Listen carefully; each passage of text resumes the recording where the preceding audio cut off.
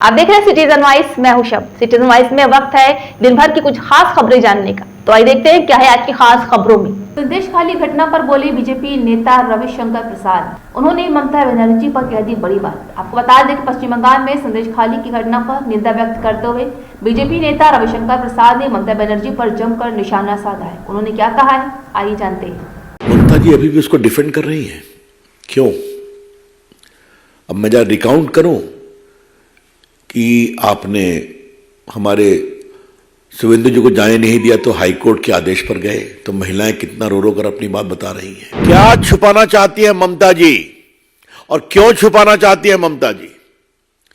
एक महिला मुख्यमंत्री, ममता जी आपको इसका राजनीतिक जनता जवाब देगी। ममता जी विल हैव टू पे फॉर इट। और हम अपने बीजेपी के कार्यकर्ताओं का बहुत सम्मान करते हैं, जैसे वो संघर्ष कर रहे हैं वहां जाकर के। कि संदेश खाली का विषय बहुत गंभीर हो रहा है।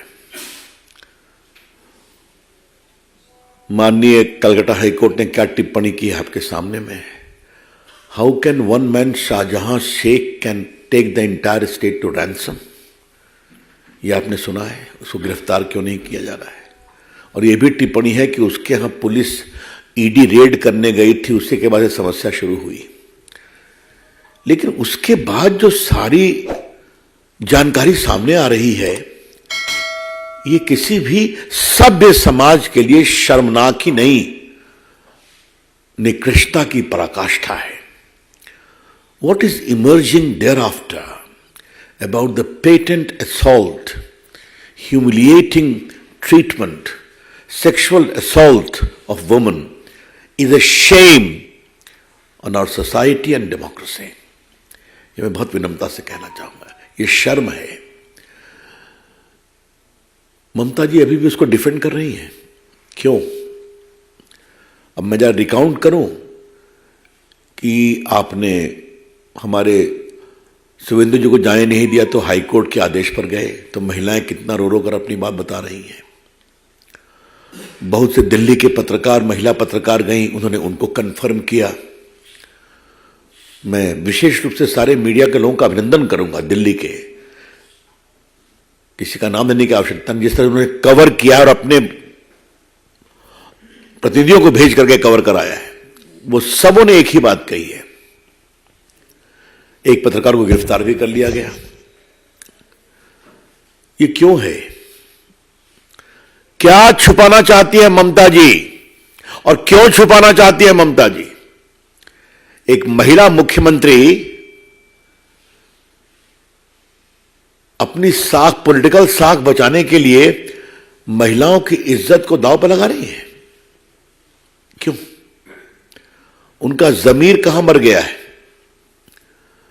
और आपको याद होगा कि ममता जी ने जब सीपीएम के अत्याचार के खिलाफ संघर्ष किया था, वो बहुत अनिश्चित काल तक अनशन में बैठी थी, तो हम सभी उनके मुरीद बने, उनकी बहुत तारीफ किया। जो संघर्ष किया वो उस संघर्ष से आगे निकली है।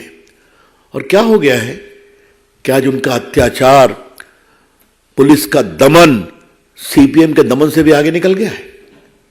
कभी ममता जी अपने अंतर विवेक पर कुछ सोचती हैं क्या? यह हम जरूर कहना चाहेंगे।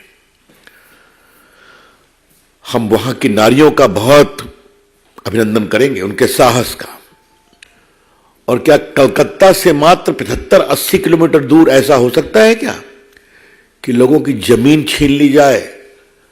वो खेती में धान उगाते हैं, बाकी फसलें उगाते हैं, सब में पानी छोड़ करके कहा यही मछली पालो। पूरी जमीन के हेल्थ को खराब कर दिया गया। तो जमीन का कब्जा करना, उनको बेदखल करना, महिलाओं की आबरू लूटना। और मुझे सबसे तो तारीफ ने आश्चर्य हुआ है कि जो एसआईटी जा रही है, ममता जी ने बनाया, वो क्या सवाल पूछ रही है। आज कई अखबारों ने लिखा है उस पर। मतलब सुप्रीम कोर्ट के गाइडलाइन बहुत सख्त हैं। In case of sexual assault and abuse of womens person, पूछताछ एक नॉर्म से होनी चाहिए। और एसआईटी पब्लिक में जाकर के एक ही सवाल पूछ रही है बार बार, क्या हुआ, कब हुआ, कैसे हुआ। मतलब वो सवाल कर रही हैं कि उनको और बेइज्जत कर रही हैं ताकि उनका मनोबल टूटे। तो भारतीय जनता पार्टी अपने राष्ट्रीय मंच से इसकी बहुत भर्त्सना करती है और ममता जी आपको इसका जवाब देना पड़ेगा और ममता जी आपको इसका राजनीतिक जनता जवाब देगी। ममता जी विल हैव टू पे फॉर इट। और हम अपने बीजेपी के कार्यकर्ताओं का बहुत सम्मान करते हैं जैसे वो संघर्ष कर रहे हैं वहां जाकर के। पूरी पार्टी पूरी मजबूती के साथ खड़ी है। तो ये थी आज की खास खबर। ताजा खबरों की अपडेट के लिए जुड़े रहिए हमारे साथ सिटीजन वॉइस पर। हमारे चैनल को लाइक शेयर सब्सक्राइब करना ना भूलें।